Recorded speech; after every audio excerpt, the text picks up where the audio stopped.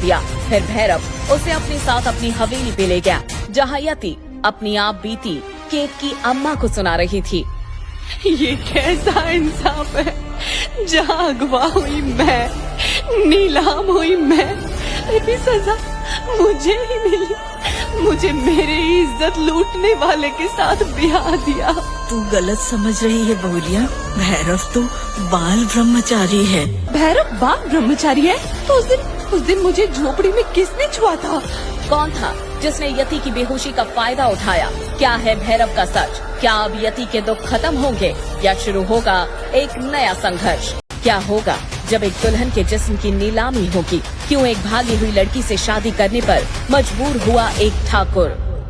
आओ आओ, हसीनों के मेले में आपका स्वागत है। आज की खास पेशकश, दिल्ली की दुल्हन जिसकी सुहागरात भी नहीं हुई अभी तक, तो लगाओ बोली। अपनी ही शादी के दिन यति के जिस्म की बोली लगाई जा रही थी। 50,000, 80,000। छी, लगता है मेले में कोनो मर्द नहीं बचा है जो इस कमसिन हसीना की सही बोली लगा सके।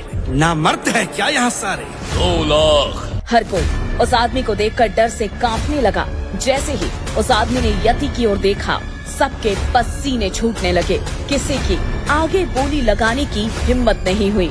ये हुई ना बात। 2 लाख, 2 लाख 1, 2 लाख 2, 2 लाख 3। ये कमसिन दुल्हन हुई भैरव भैया की। भैरव ने चीखती हुई यति को अपने कंधे पर उठा लिया। अगली सुबह जब उसकी आँख खुली तब मैं कहाँ हूँ? मेरे कपड़े कहाँ गए? मुझे यहाँ से निकलना होगा।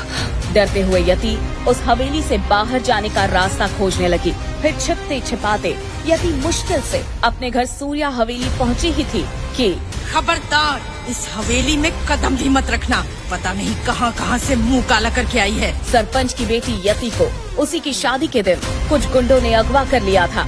जब वो वापस घर आई तो पंचों ने उसे उसी के खरीदार, गांव के दुश्मन भैरव के साथ शादी करने पर मजबूर कर